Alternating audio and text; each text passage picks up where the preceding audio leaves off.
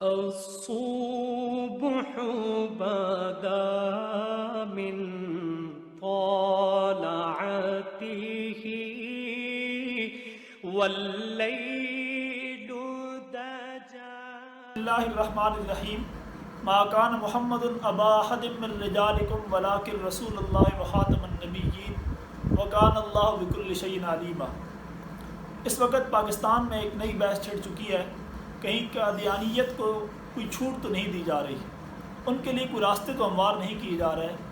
اس بات کو سن کر ہر نوجوان، ہر بوڑھا، ہر مسلمان مضطرب ہے، پریشان ہے.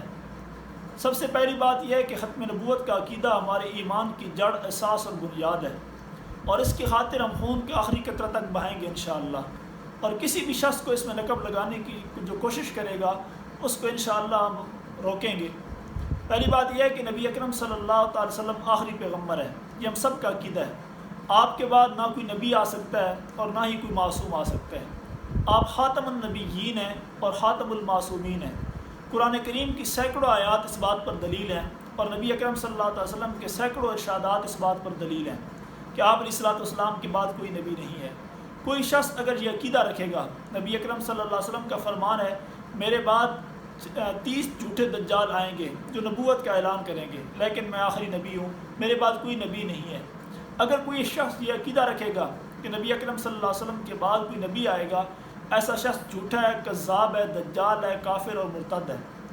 نبی اکرم صلی اللہ علیہ وسلم کے واضح فرمان کے بعد اور قرآن کریم کے واضح ارشادات کے بعد اگر کسی شخص کو پھر بھی ختم نبوت پر یقین نہیں ہے تو ایسا شخص اپنے ایمان کے بارے میں سوچے. وہ شخص مسلمان نہیں ہے، پرلے درجے کا زندیق اور کافر ہے. اس عقیدے کو خاطر بہت سارے صحابہ کرام شہید ہوئے، اور مجاہد ختم نبوت، مجاہد اول سیدنا ابوبکر صدیق رضی اللہ تعالیٰ عنہ کی قیادت میں مسلمہ کذاب کے خلاف تلوار اٹھائی گئی اور اس کا قلع کما کیا گیا.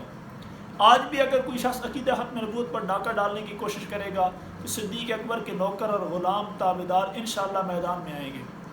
جب 1974 کی تاریخ چل رہی تھی اس وقت بھی لوگوں نے بہت بڑی قربانیاں دی ہیں، اور آج کی ان کی اولادیں انشاءاللہ وہ قربانی دینے سے باز نہیں آئیں گی. کل جب سے یہ بحث چھڑی ہے اس وقت سے ہزاروں لاکھوں نوجوانوں نے ٹویٹر پر اور سوشل میڈیا پر اپنی احتجاج ریکارڈ کروایا ہے. میں بھی ان میں سے ایک شخص ہوں جو اپنا احتجاج ریکارڈ کرواتا ہوں، اور انشاءاللہ میں یہ عقیدہ اور نظریہ رکھتا ہوں کہ نبی اکرم صلی اللہ علیہ وسلم کے بعد کوئی نبی نہیں آئے گا. اگر کوئی شخص اس عقیدے میں نقب لگانے کی کوشش کرے گا، جہاں تک ہماری طاقت بساط ہوگی ہم قانونی طریقے سے اور انشاءاللہ اس کا راستہ روکیں گے، اور اس کے لیے ہر قربانی دیں گے جس طرح ہمارے اکابر اسلاف نے دی ہے.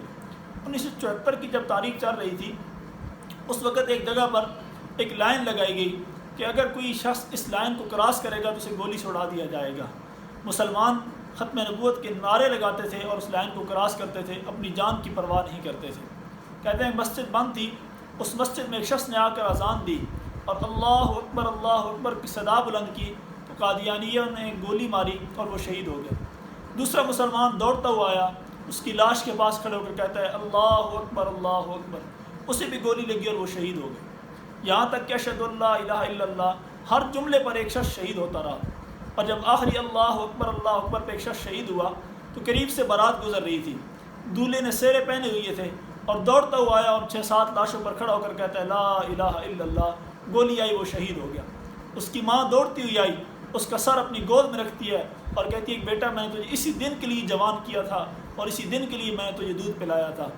جب ماؤں کا یہ جذبہ ہوگا تو انشاءاللہ کوئی شخص بھی عقیدہ ختم نبوت پر ڈاکہ نہیں ڈال سکے گا. سید امین گیلانی رحمۃ اللہ علیہ، ان کا ایک مشہور واقعہ ہے کہ وہ جیل میں تھے، ان کی والدہ ان سے ملنے کے لیے گئی، ان کی بیوی بھی ساتھ تھیں اور چھوٹا بچہ بھی ساتھ تھا جو اس وقت سلمان گیلانی کی صورت میں ہمارے پاس موجود ہے. تو وہ بھی ساتھ تھے. امین گیلانی رحمۃ اللہ علیہ کی والدہ جب جیل میں گئی تو پریشان تھی، تو جیل کے جو تھانے دار تھا اس نے کہا کہ اماں جی آپ کیوں پریشان ہیں، یہ فارم لیجیے اپنے بیٹے سے فل کروا دیجیے کہ وہ ختم نبوت کی بات نہیں کریں گے تو میں آپ کے بیٹے کو آپ کے ساتھ روانہ کرنے کے لیے تیار ہوں.